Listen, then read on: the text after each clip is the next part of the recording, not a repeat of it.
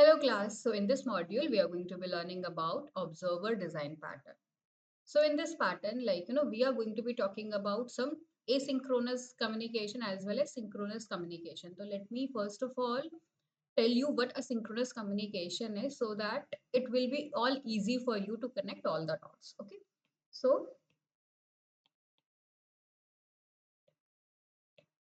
synchronous communication. Now, what actually happens in a synchronous communication? Let us say we are having two person, a person one and we have a person two.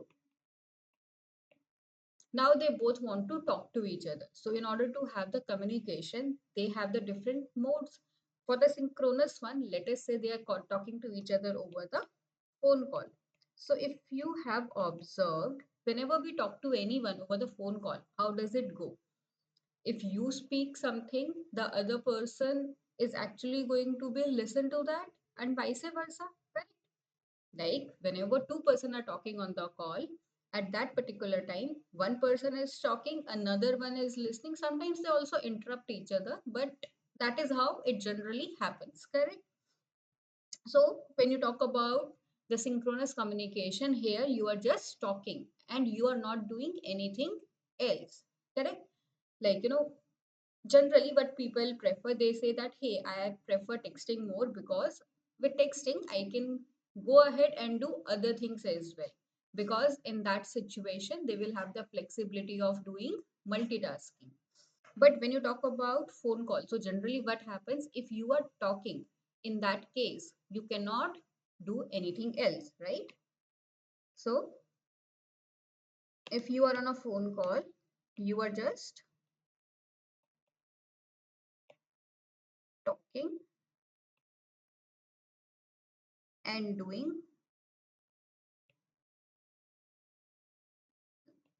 nothing else, correct?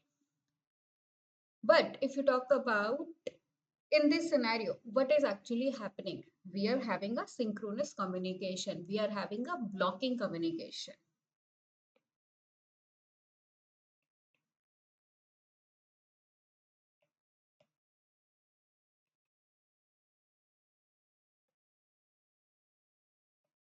Why are we referring it as blocking communication? Because if one person is talking on the call, if two persons are talking on the call, then they both are just listening to each other. They both are just talking. They both are just sharing whatever they have. On the other side, they are not at all doing anything, although some people can do, but most of the times if we have something important, what we will do, okay, let's just listen to it, and at that particular time we are not doing anything else. Like if you are in office or anything, let us say you are doing your office work, in the middle of that, if you are getting a phone call, you will just move out of your seat, go outside, talk to that person, come back on your seat. That is how generally it happens, right? So in that case, what we are doing, we are blocking our work because we are on the phone call, correct? I hope it is making all sense. Like you don't have to bring those exceptions here that okay, we can do multitasking, but I'm just talking about if we will have divided attention. Of course, in that case, that divided attention is going to be impacting somewhere, correct? You are not able to either, like I do a lot of times this thing, if I'm talking to someone, I will be doing something else, and as a result I don't pay attention to what the other person has said. So I'm just asking you to assume this scenario. Okay, now let's talk about async communication. So what happens in async communication, if we are having two person one, and let us say we have a person two. All right. Now, if they want to talk to each other, they can actually follow other mechanisms as well, other modes of communications as well. What can be the other ones? Just now I give you the example.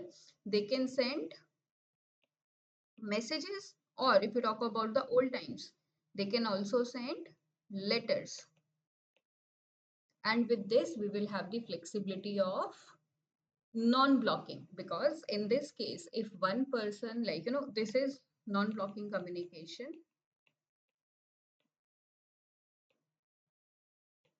or you go ahead and call it as async communication. Why? Because we are doing other things in parallel. We are not just stopping and doing only that thing at a time. Example, even if you talk about texting, okay, if a person one is texting something at that time, person two is not blocked. Person two is just roaming around or doing whatever the person two has to do. When person two will receive the message, that time person one is free, right? Because now person one's task is to wait for the reply, correct? Meanwhile, person two is occupied, but person one is free. So if you will see, only one person is involved here, not both of them. So that is what we go ahead and refer as async communication. Okay. Now we will take another example here. Okay.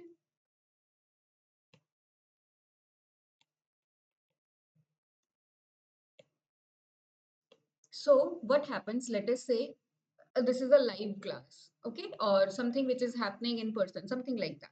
So let us say this is me and I am taking a class, and these are all the students present in this class. So what is actually happening, if I want to start calling everyone for the class, like let us say I have joined the class and then I will call this person that, hey, come and join the class. And I'm saying that let's have a conference call. Like I have some group of all the students in the class and I'm calling there. So everybody will just join that class, correct? But before that, they will join the call. So if you will see that conference call, if I'm performing such a thing, so what we are achieving here in this case, this is going to be your synchronous communication because I am blocking everyone, correct? And after that, if everybody is just sitting here, sitting in the real environment, so they all are just being there in that class, and they all are blocked. So if you guys are sitting in a class, if that class is of 2 hours, that particular time you cannot do anything else.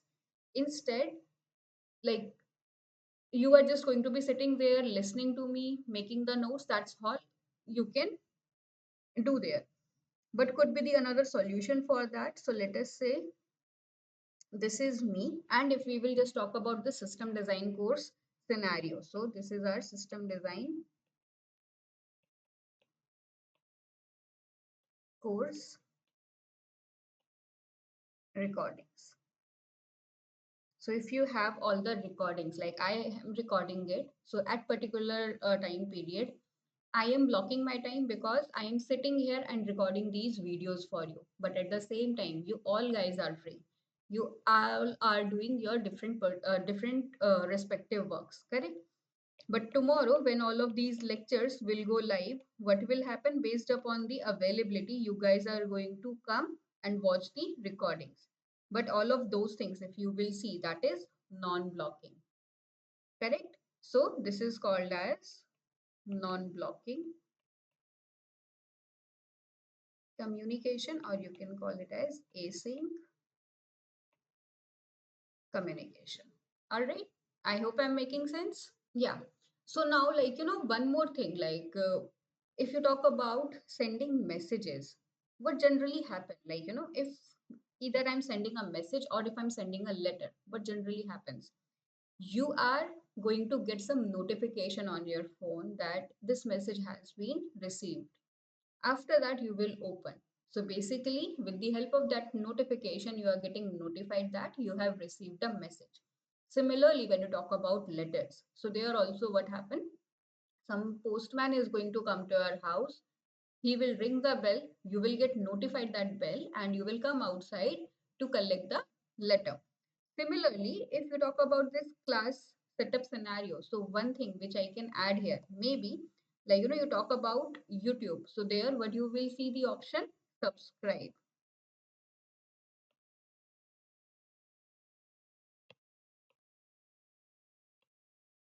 And even if you talk about any of these teaching platforms, what these guys are doing, so they are enrolling these students, and based upon the students' interest, they are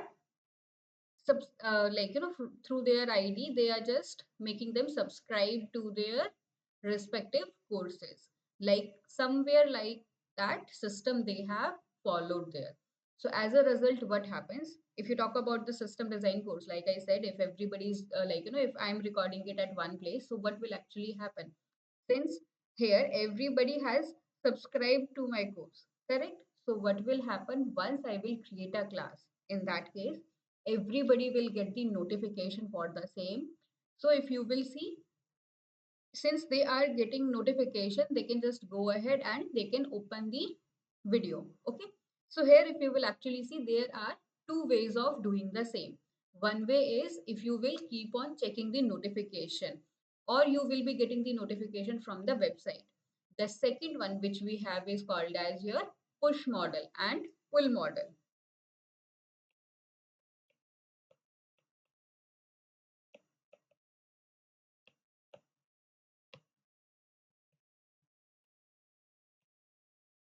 Like if you talk about the old days, let's talk about previously, long back, what used to happen if you're getting some email, we used to log into our email, then only we used to see, okay, this and that mail has come, correct? That is how the old things used to work. But nowadays, with our mobile phones, what is the advantage? We are getting notification for each and every mail. So as a result, what happens whenever we are getting a new mail, we are getting notified. So here, what was the first thing which I said? You are going and checking if a new video has come or not. So that is the traditional way. Now, what is the new approach for doing the same? What if I will provide this push and pull method for the notification? So what will happen? You do not have to waste your time in opening the YouTube, or this platform where the classes have been uploaded. You will get notified either by a mail or by a mobile notification, whatever ways we want to pick. And that way you will get to know that a video has been uploaded, and you will schedule the you will schedule when you want to go ahead and watch it. So that is how it is going to be there. All right. Now, if we talk about this pull method, so what is actually happening? All the students are going to come and they are going to be checking if some class schedule is there or not. So everything, they are just pulling all the data every morning. So if you guys remember about the Gmail, correct? So what used to happen there, these are some mails, and if you are dragging it down there, or if you will see that Outlook, so there also we have this clear word pull only. So what it will do, it is going to be syncing, it is going to be pulling. So we are going to be pulling all that data every morning. Other one is if I am scheduling a class, I am sending a, I'm pushing a notification to everybody's phone. And with the help of that notification, what will happen? Everyone at that particular time, they are going to get a notification that I have a class. So if you will see what is all of these things, whatever we have just discussed, that is your synchronous communication. And when you talk about observer design pattern, so exactly the same thing which we do there. Let me just draw it and explain it further. Okay.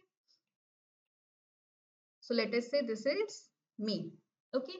Now I have to go ahead and let us say these are the different students. Student 1, student 2, student 3, student n. Okay. So we have different students, and let us say I have decided every day at 7 p.m. I am going to be uploading the video. Okay. So if you guys, if I'm talking about both of the models here. So if you want to see if a class has been uploaded or not, so what you will be doing, you are going to come and you are going to be asking for the class. Correct? That is how it is going to be happening. And if you will see what we are doing here, we are performing pull here. We are applying polling here. So basically what we are doing in this approach, we are just pulling the data. We are going and checking if a class has been scheduled or not. So that is what is happening.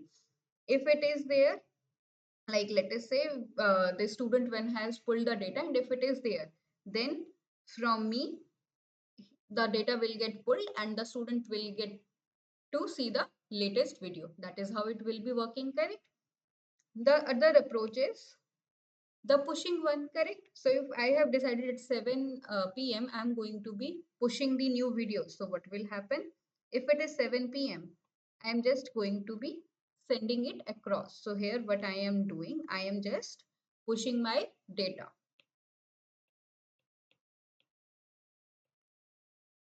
Or what you can say, I'm just passing the information, whatever the data I have, all of that I'm going to be passing here. So you can see this is how it is going to be there. So like, you guys must have understood how it is actually going to be working in the observer design pattern. So when you talk about observer design pattern, so that is a most important design pattern, and basically we are going to be using it for all kinds of asynchronous communication.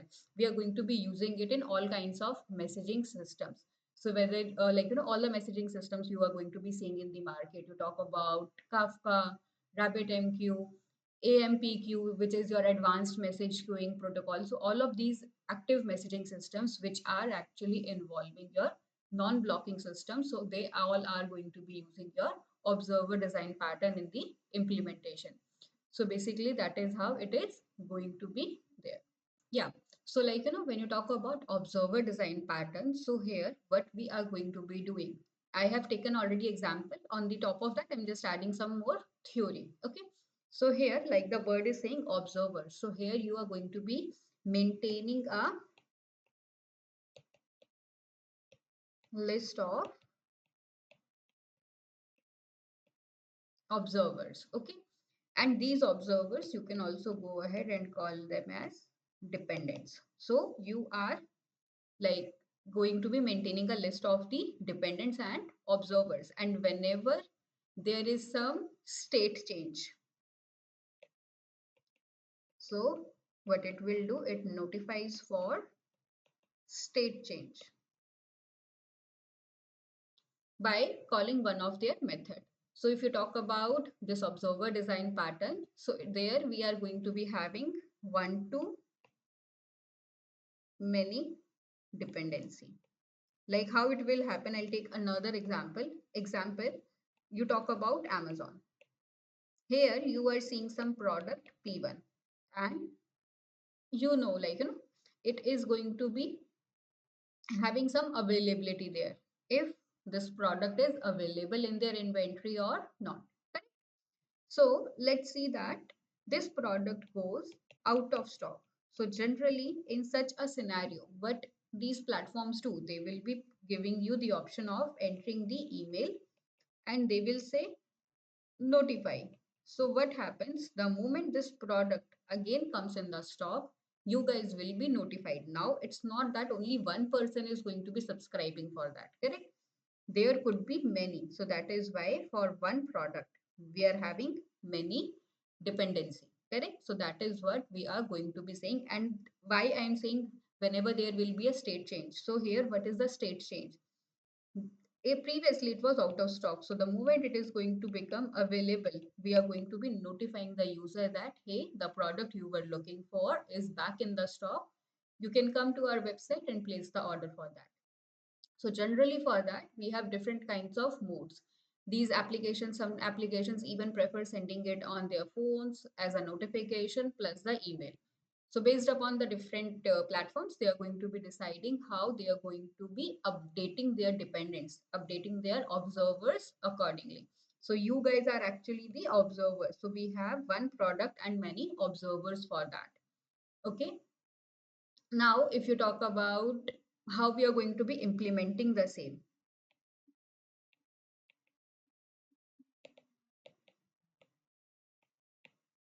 So in this case, first of all, we are going to be having three actor classes here. Okay. What and all those are going to be there. So the first one is going to be the subject. The second one is going to be the observer. And the third one is going to be the client. Now, what does it mean? Like, I'll be actually taking an example so that you can understand all of those things. But basically, you understand for because with the help of example it will be able for you to connect the dots. But for now you understand, if we want to implement observer design pattern, we are going to be needing three actor classes. Where if we talk about subject, so subject is an object which is having methods to attach and detach observers to a client object. Like I said, for a product, so this subject is actually going to be responsible for subscribing and unsubscribing. Like you will have the option, okay, what generally happens, so if a product is coming back in the stock, only for the first time you will get notified that this product is back in the stock. So you have, like after you have received the notification, they are going to be unsubscribing you. So that is what we call as attaching and detaching the observer, just how we perform subscribe and unsubscribe. So here we are also going to be like, this observer, this is going to be your abstract class. Okay, and this subject is actually going to be your concrete class, which is going to be extending the observer. So here we are going to be creating some of the methods for which we are going to be providing the implementation in the subject class. Okay, now what are the advantages of using observer design pattern? So like in this case, if you will see what it is doing, it is describing the coupling between your objects and the observer. It is also providing the support for broadcast type of communication. So whenever you are requiring that kind of communication, like I said, for the messaging, we are using it at all the places. Apart from that also, we are using it for the subscribe and unsubscribe. Okay, and like where we are actually going to be needing the observer design pattern, so whenever we involve state change in one class, so that must be reflected into the another object, and that particular time we will be trying that we are not keeping both of the objects tightly coupled. At the end we want everything to be loosely coupled. Also whenever, like when we can be making use of observer design pattern, so whenever the framework which we are using, the framework we are writing, that needs to be enhanced in the future, because we are always writing the future proof application. So if you want that in the future there could be some new enhancements where we are going to be involving new observers, like sometimes even if some application is there in future, if they are bringing some new features, so at that particular time also we are going to be notifying the user, like whenever any app is getting updates. So if you will see, although they are not pushing it, but they are notifying the users that these and all are the new updates and certain applications.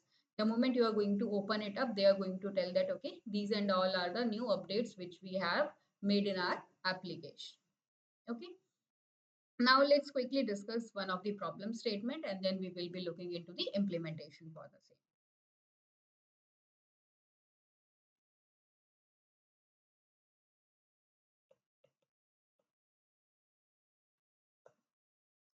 Now, like I'll be continuing taking the same example. So this is me, and I will be conducting a class. And what these are the registered students.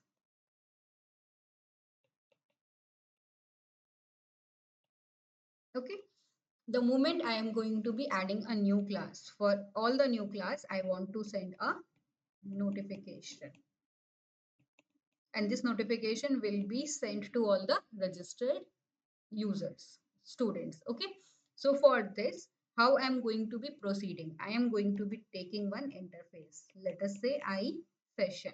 Now inside this, what I will be doing, like I said, we are going to be needing three actor classes. So here, what we are going to do, the subscribe and unsubscribe part, all of those things, like the notification part, the moment you are like, what we are going to do in this, we are going to be providing the methods like, first let's add register.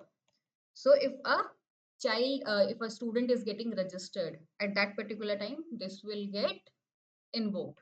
Similarly, there could be a possibility that after a while a student is withdrawing his registration. So if that is happening, so we are going to be needing unregister. Okay.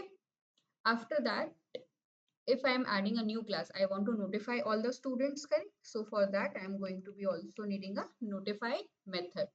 And after that, like let us say a student is actually asking some update from the class. Like we are still providing the option of pulling as well. Like, certain times, if let us say there is some festival, student can come and take the update that is it going to happen or not. Like we are having the two-way communication here, all right? So if we want to provide support for that, we are going to have this method get update. Yeah. So the I session interface are going to be having these methods. Now the next one which we will have is going to be your I observer student.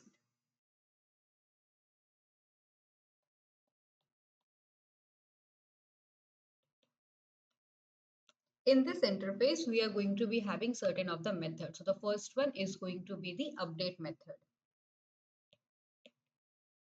What this update method is going to be doing, so we are going to update the students about any of the information. So if you want to do that, we are going to be calling this update method.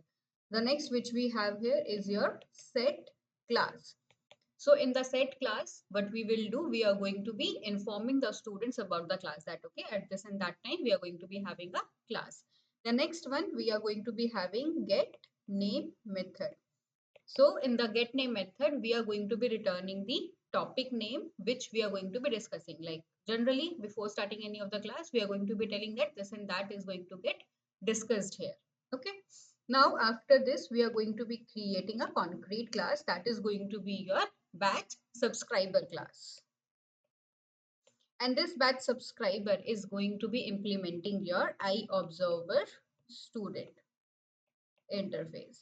So in this one, what we are going to be doing, we are going to be initializing and providing information for all the methods which we have given here. Now, after this, we will be having another concrete class that is going to be your batch class.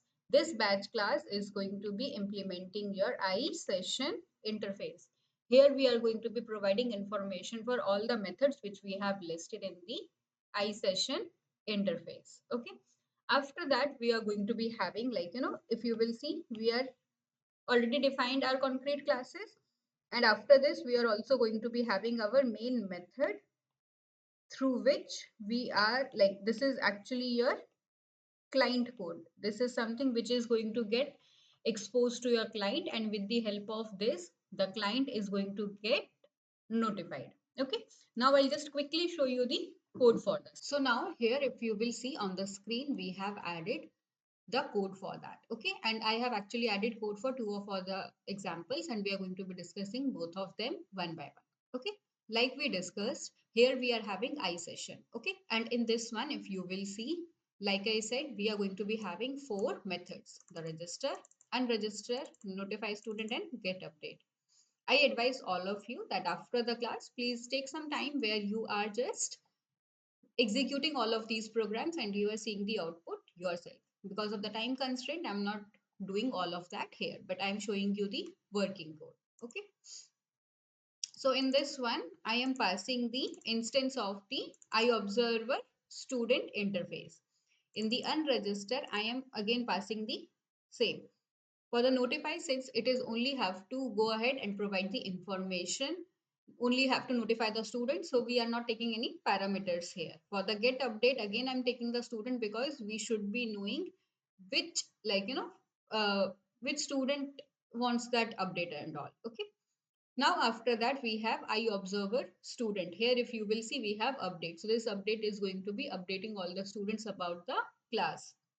After that, we have set class. So if you are planning to inform the students about the class, so this is what you are going to be using. And here we are taking instance of the iSession interface. That is because when we are going to be notifying the students about the class, we also need to provide them the instance of session because they should be knowing about the class.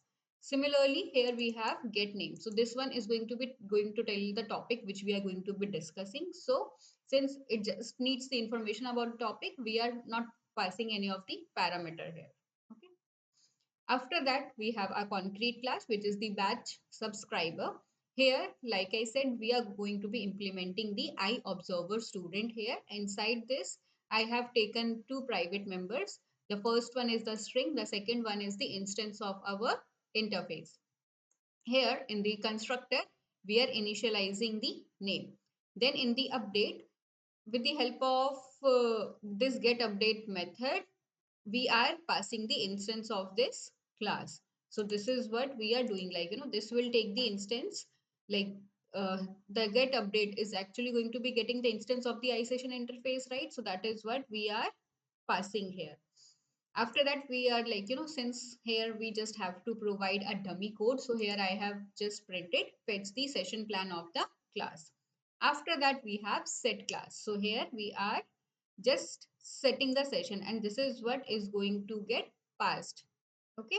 After that, we have get name. So whatever name we have, the topic name which we are initializing here, this is going to get returned.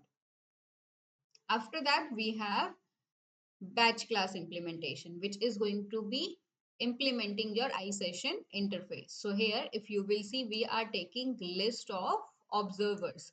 When I was discussing the observer design pattern, I said that here we are going to be taking a list of the observers here. So here, what are the observers? Students. So in that, like, we are going to be creating a list, and we are going to be notifying all the students one by one. And here we are also taking a variable for the study topic, because we are also going to be telling the topic which we are going to be discussing in that particular class. Okay. Now in the constructor, what we are doing, we are initializing our observers. We are taking an array list here. Why? Because if you remember the whole explanation, what I clearly said here, what we will be doing, we are going to be having two things here. First one is registering a student. The second one is unregistering a student. So when we are modifying the collection, so then we cannot go ahead and use array there, right? So that is the reason I am taking array list, because that is going to be giving us the flexibility of modifying the list. Okay. Now after this, we are implementing our register method, which is going to be providing the information when we are going to perform the registration. Like certain cases, when we register, we provide some of the information that okay, the student got registered. So what we are doing here, we are simply just printing that okay, registering student, we are printing the student name as well. And once we are registering, then in the observer list, we are adding this student as well. Similarly, for the unregistered, what we are doing, firstly, we are just printing, okay, we are unregistering this student. At the same time, we are also removing them from our observer list. After that, we have notify students, because with the help of this method, we are going to be notifying all our students about the class. So here, what we are doing, if you will see, since we have list of observers, okay, so what we are doing, we are running a for loop on all the students there, and for everyone we are sending the update. After that, we have get update. So with this, the student is going to get information about the session. The student is going to get all the information about the session details. Okay. So here what we will be doing, we are going to check if, if that, for that particular student, first we are going to check if that student is registered or not. If he is registered, then we are going to send the study topic. Otherwise, we are going to send null, because it should not happen that all the students available there, everyone is going to get notified. Correct? We are only going to be providing the information for that registered student. Then we have add study topic. So this one is going to be adding a list of the topics. It is going to be sharing the topic name with all the students across. So here what we are doing, we are taking a study topic as a parameter. And like, since it is a dummy one, what we will be doing, we are just going to be printing it out that, okay, we have added this topic. At the same time, we are calling our notify students. So that is going to be notifying all our registered students. Now we have our client code. So this is going to be the code which will be exposed to our client. So here what we are doing, initially we are going to be creating instance of our batch class, because that batch is going to be having, like, a institution can have different batches, and all the different batches are going to be having some set of students. Out of that, some are going to be registering for a course, some are not going to be registering, correct? So here what we have done, we have initialized our batch class. After that, we have created instance of our students, and here basically what we are doing, we are creating list of observers. So for dummy purpose, I have created 5 observers here. After that, what I am doing, out of 5 students, what I have done, I have only registered 4 students. So in order to do that, I am calling the register here. After that, what I want to do, I want to assign a teacher for all of these students. So in order to do that, I am doing set class. So what I will be doing for all of these students, I am setting a class, and I am going to also provide the batch information there. Later on, what we will be doing, I am just adding a topic there. I am telling that, okay, for this particular batch, we are going to be teaching observer pattern. So now if you will run it, the output which you will see on your screen, although we had 5 observers, but here in the output, you will be seeing only 4 observers got registered. After that, we have also added a study topic. So that also got printed here, right? And later on, what we have done for all of these students, we are also fetching the study plan. So when we were doing that here, this set class, so that is why here we are seeing this information fetched the study plan of the class. So that is how we are performing it in a classroom setup. Now we have another example for the same, which is related to the phone availability. Let us say you want to buy a phone and it is, let us say, listed on Amazon. For now, you may see, okay, the if you have seen on these websites, sometimes they will just mention like only 2 left in the stock, or sometimes you will be seeing out of the stock, and then they will be letting you have adding your email so that they will notify you once it is back in the stock. So, although if you have seen your email is already registered on their platforms, still they are asking for your email. And why they are asking for it separately? That is because for the registering and unregistering for the notifications, only for that particular product. That is why they are asking for your email again. Okay. So here what I am doing, here first of all, I have taken I subject, like basically I have given those standard names only. Here inside this, I have called 3 methods. I have declared 3 methods: register, unregister, and notify observer. Observers are going to be those people who want to buy that phone, who are waiting for that phone to become available. Now what we are doing here, we have defined our concrete class, which is implementing that interface. Inside that, what we are doing, we are creating list of our observers. So whenever a person is going to enter their email and clicking on the notify button, then here we are going to add them in this observer list. Okay.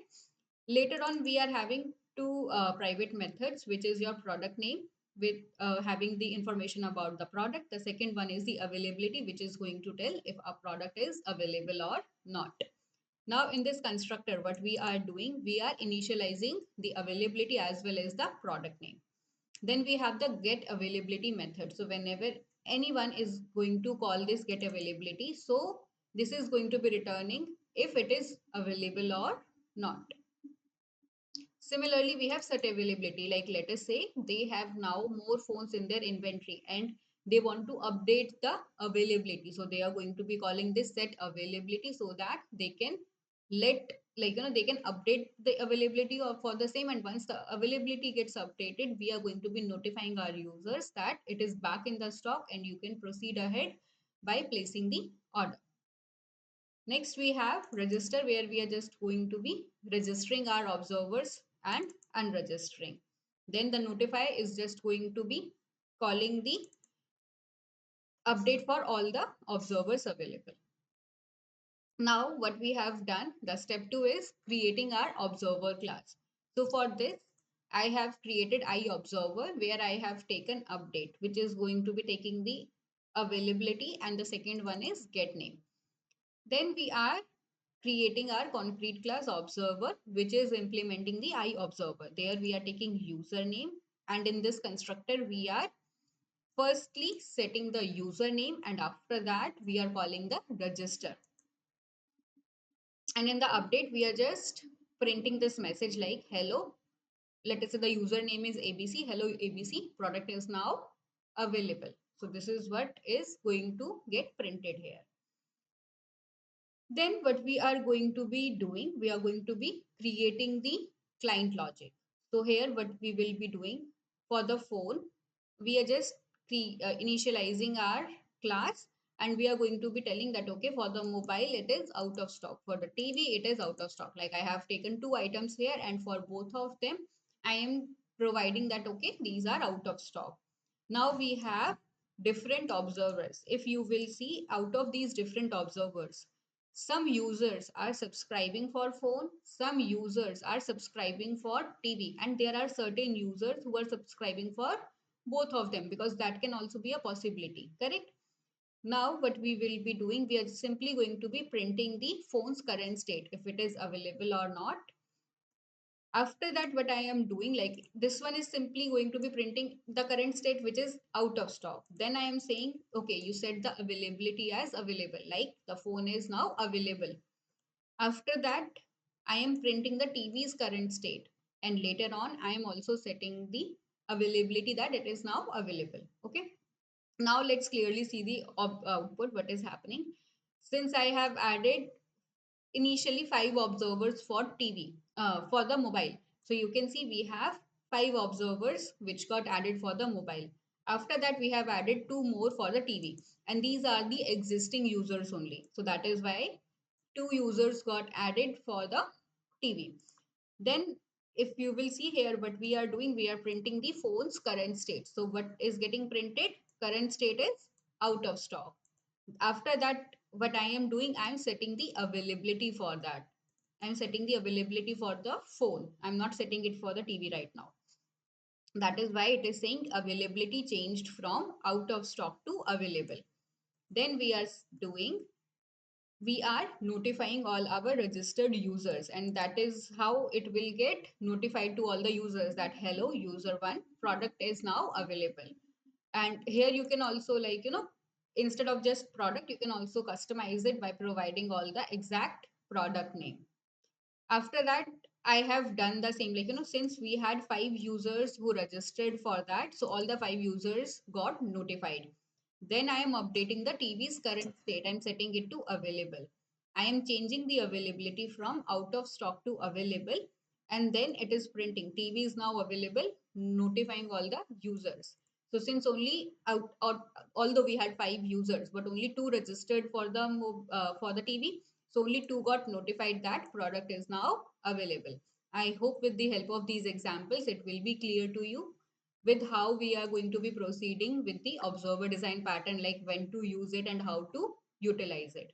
The next one is strategy that we are going to be covering next, strategy design. Now with this word strategy, what is the one thing which is coming into your mind? That we are going to be following certain steps in order to achieve that. Like you are going to be planning what you need to be doing for that, correct? So like, the question is, when you are actually going to be using such kind of design pattern, like, this kind of design pattern is used when you have some problem statement, and for that problem statement, you have more than one solutions available. Like for this given problem, these are the different solutions available to you. Now this solution could be having some different steps. This solution could be having some different steps, this also and this also. But if you will see, what is the end result of all of these solutions? That they all are intending to solve the given problem, correct? These all solutions are using different strategies in order to solve the given problem. So that is how we are going to be consuming it. Like wherever we feel that okay, we have the need of, like, we have such a problem which can be solved in multiple ways, or we can apply different kind of strategies in order to solve it. So there we are going to be using strategy design pattern. And you know what actually happens? So every time you're going to be solving your problem, you are going to be having two parties for that. So one which you know, you go ahead and call it as client or the customer, correct? And what is going to be the end need for this client or customer? So they are going to be needing the solution for the problem, and the other party is going to be the developer. So what this team is going to be doing, like developers like you or me, so these ones are going to be providing the solution for that. Now what can happen, like, you know, let us say they are telling that, okay, design a login page. Now these developers, like, you know, we can have many developers even in the same organization, correct? Now let us say I'm just giving this vague question. I want you to design a login page. I'm not giving you any specification about where I want the text box to be there or where I want a button to be there. Like, I'm not giving you any requirements. I'm just straight away saying I want you to design a login page. So each of these developers, since every developer is a different individual, so they are going to be having different approaches for doing the same. So although problem statement is one, but all of them are going to be designing it in different forms. This may be designing it with a blue background. This may be designing it with blue text. Anything can happen, correct? So for one problem here, everyone is going to be having a different solution. So strategy design pattern is that type of design pattern where you are the solution provider. You as the application developer, you are going to be providing the solutions. You can provide more than one solution to the client for the given problem. We are going to be, like, you know, when we are going to be providing the solution, we are also going to be using different kinds of strategies to solve the problem. Now it is in the hands of like hands of the client that which solution, which strategy they want to follow in order to solve the given problem. So typically these kinds of situations are solved by strategy design pattern, because you are providing multiple strategies for the same solution, correct? So, like, you know, problem is one, but for that problem we are having multiple approaches, so different solutions are going to be there. Okay, so when we talk about strategy design pattern, so in this what is actually going to happen, we have one problem statement and we are following different strategies in order to solve that problem. Okay, let me just take you give you one example here. Like, you know, let us say this is you and you are planning that, okay, I want to travel to some city. So travel is your problem. Like, example, you want to travel to some XYZ city or country. Okay, so what you will be doing, you are going to go to some travel agency, let us say travel triangle. So what these guys do, example, you want to go to a destination, so you are going to go to travel triangle, and after that what they will be doing, they are going to provide the itinerary for that place. They are also going to be providing some different set of itineraries from which you can go ahead and choose. So if you will see, for the same city, for the same country, they are providing the different itineraries, where the changes could be like, you can be having more, like if it is a beach destination, it could be something like you are spending more time at the beach, or it could be something like relaxing, or it could be something like exploring the city. So these itineraries are going to be differing in providing you, although we are going to be covering the same destination, but we will be having different itineraries in order to cover it out. Okay, so that is how it is going to be there. So here you as a customer is the client for that company, correct? And you sent a request to them that I want to travel to this destination. So that is your request. And this travel agency, this is actually taking care of your request. So they are going to be providing you all of these itineraries, and later on you are going to be picking one among them. Okay, I hope it must be clear to you. In order to understand it better, let's take another example. Okay, so I'll be taking the example of scenario of the interviews, because that is what we are targeting, right? So let us say this is you. Now you are giving interview for some of the company. Okay, and this is the interviewer. working in certain company. Correct. So now what will actually happen in the interviews? We are going to be having this person who we call as interviewer, and then there is going to be you, which we can also call as interviewee. Correct. Now what will happen? This person is going to ask you a question. Now, in order to for that question, in order to solve that question, there could be multiple approaches of doing the same. It depends upon you how you are solving it out. Correct. So that is how it is going to be there. Let us say they are asking you a question. What you are doing, you will say that, even for a problem, we will have a brute force, we will also have optimized approach, and in order to even come up with that brute force, we will have various approaches. Let us say you are following one approach and you are providing them a brute force solution. After you provide that brute force solution, they can ask you that, okay, can you go ahead and optimize it further? So you can see that for the same problem, now they are expecting you to provide a different approach. Let us say they are saying optimize in time. Correct. When you are providing that approach, they can ask you further more questions on the top of it. They can say that, okay, you have optimized it. Now, can you optimize space complexity as well?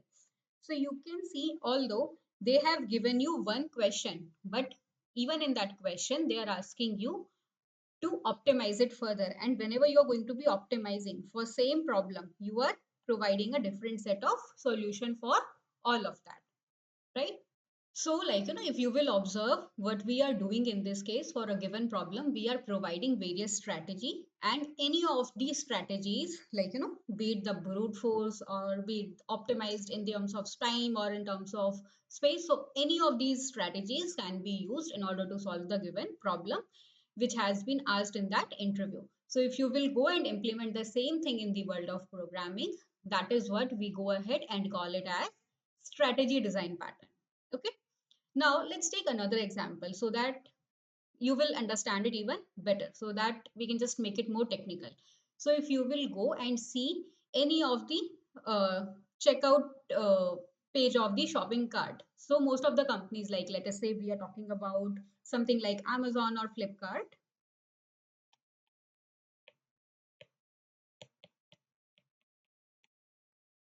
Okay, so what will happen there? If you will see, what will happen after you're checking out your shopping cart, you will see we can have the summary of your order.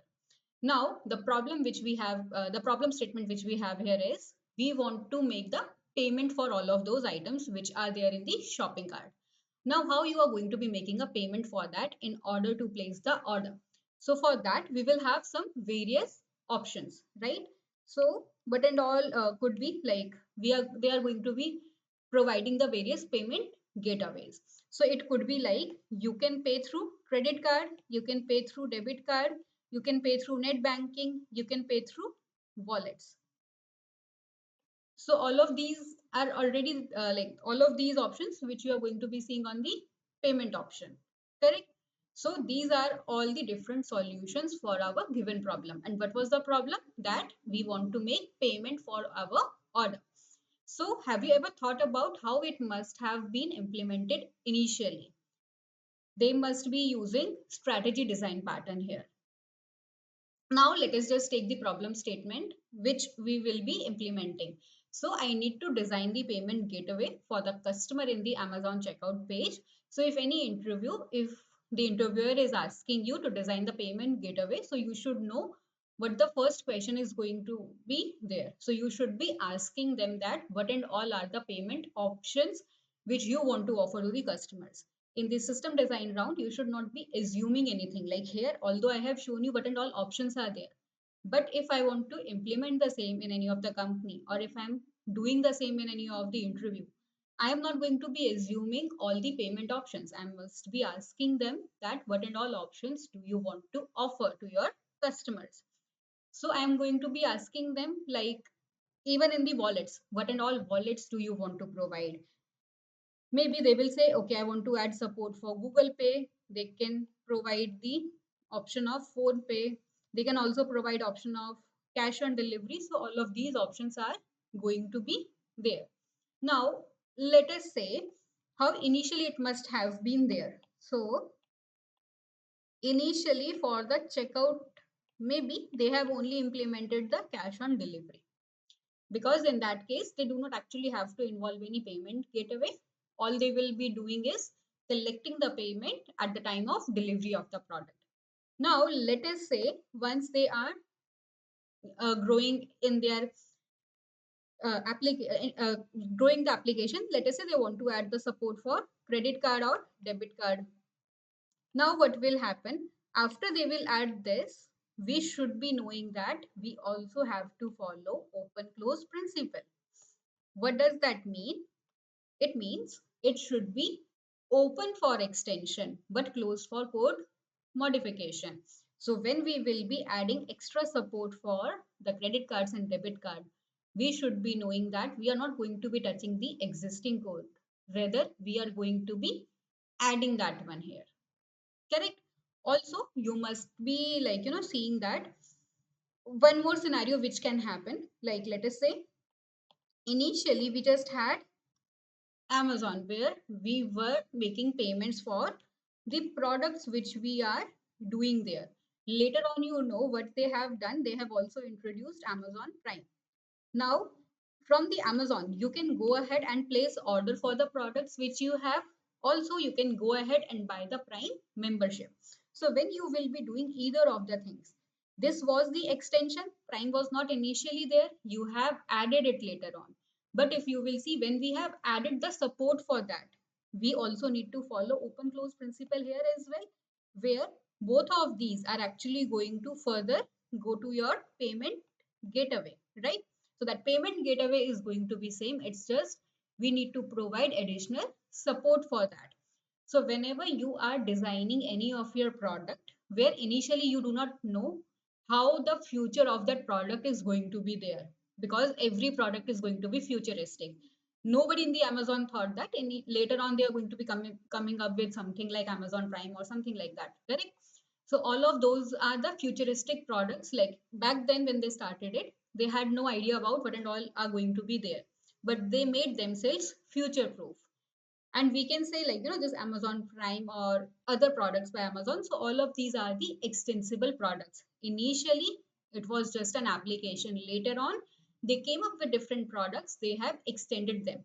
So whenever we will be having such a requirement where in future we are going to be adding support either in the terms of payment or in the terms of the products, so if we will have such a scenario, so what I will be doing, I am going to be making use of the strategy design pattern. Even if you will see for the payment, let us say for the two wallets I have provided support for now. Tomorrow if I want to add support even for Paytm, so there also I will be just adding a new wallet support. So if we will have such a thing, if we want to add one more solution for our problem, the problem is to add the payment option. So in such a case, we are going to be using strategy design pattern. And at the same time, we are also going to be keeping our open close principle in our mind. So that is how it is going to be there. Now we are just quickly going to be discussing what and all are the benefits of using strategy design pattern. Also, we are going to be discussing what are the usages for the same. So when you talk about strategy design pattern, so what we are doing here, so it is defining each behavior in its own class, and that is eliminating the need for conditional statement. What do I mean by that? When I talk about payment gateway, so if I want to have different payment gateways, so instead of adding it into one class where I'm adding some nested conditions, some if else condition or something like that, so that is going to make our code tightly coupled. Instead, what we can do, we can define each of these behaviors in a different class, and hence we are also going to be eliminating that complexity, because everything is going to be following a open close principle. At the same time we will be making things lightly coupled, that if we want to modify it later it will be easier for us, because in such a case we are only going to be touching that particular class, we are not going to be touching the entire code.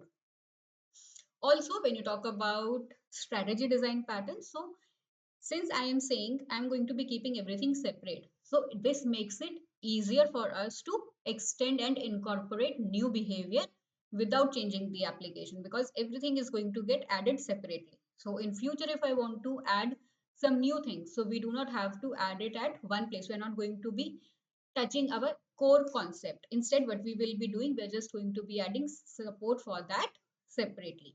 Now, when we should be using it, whenever we will have multiple classes and they all differ in their behavior.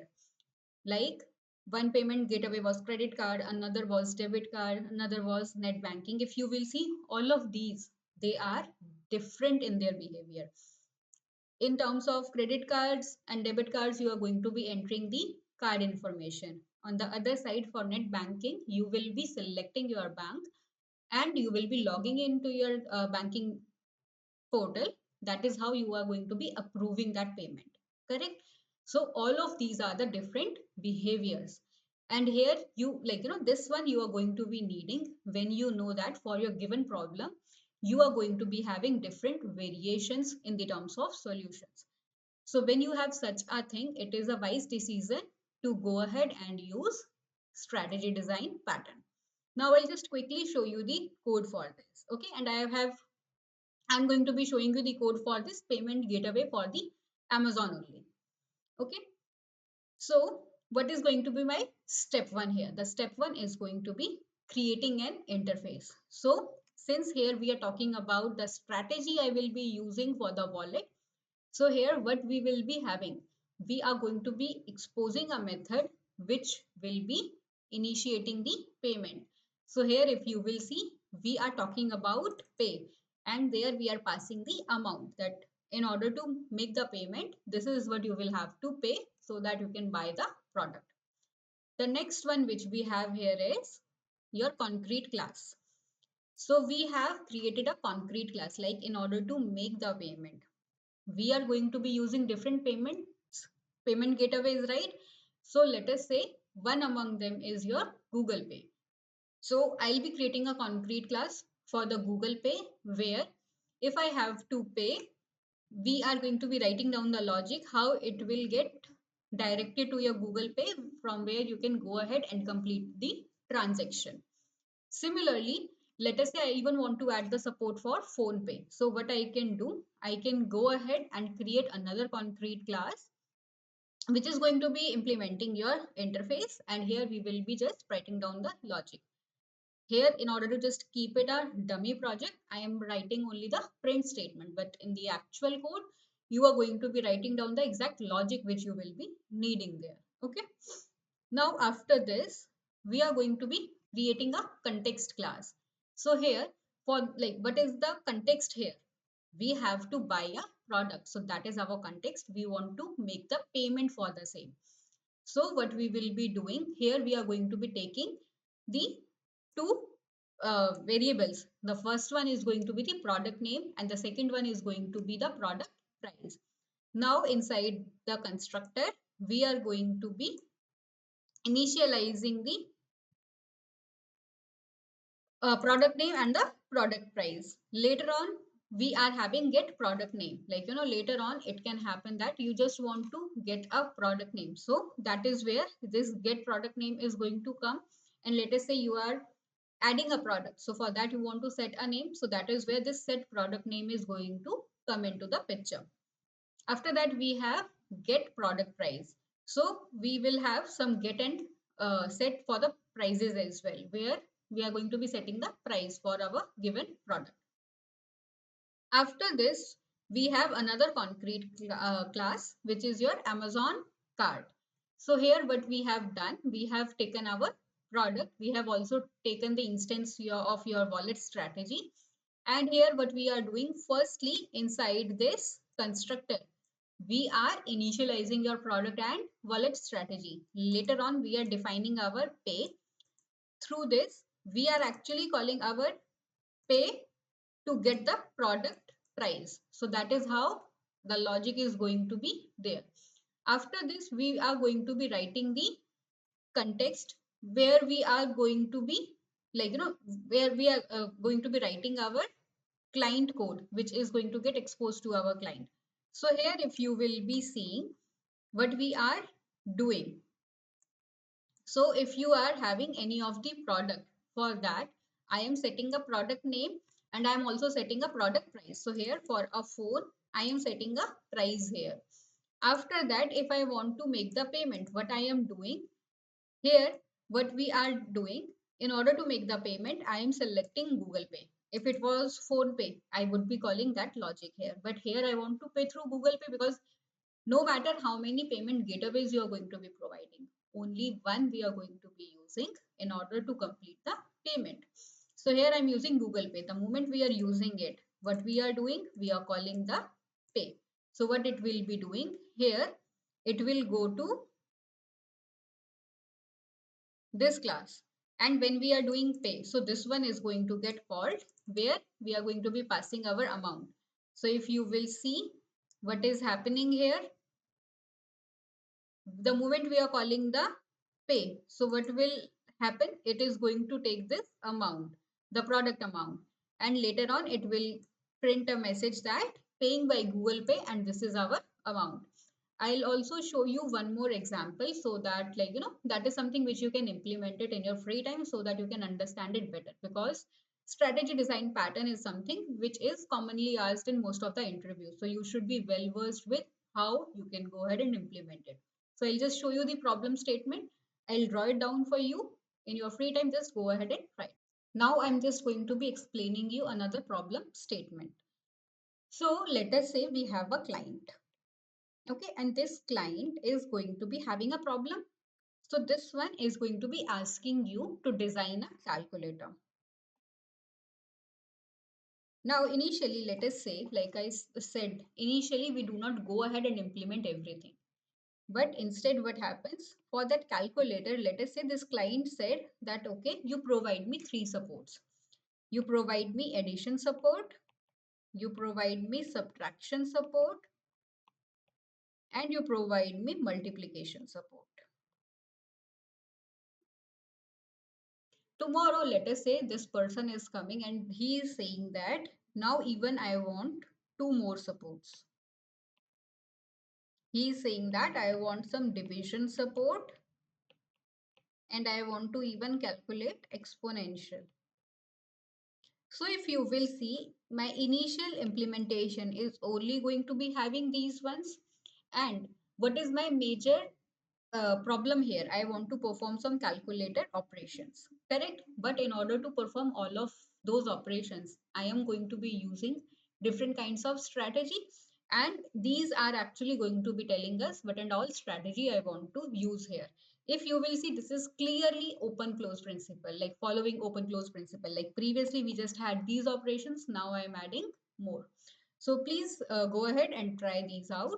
Now we will be meeting in the next class. Till then, happy learning. Bye bye.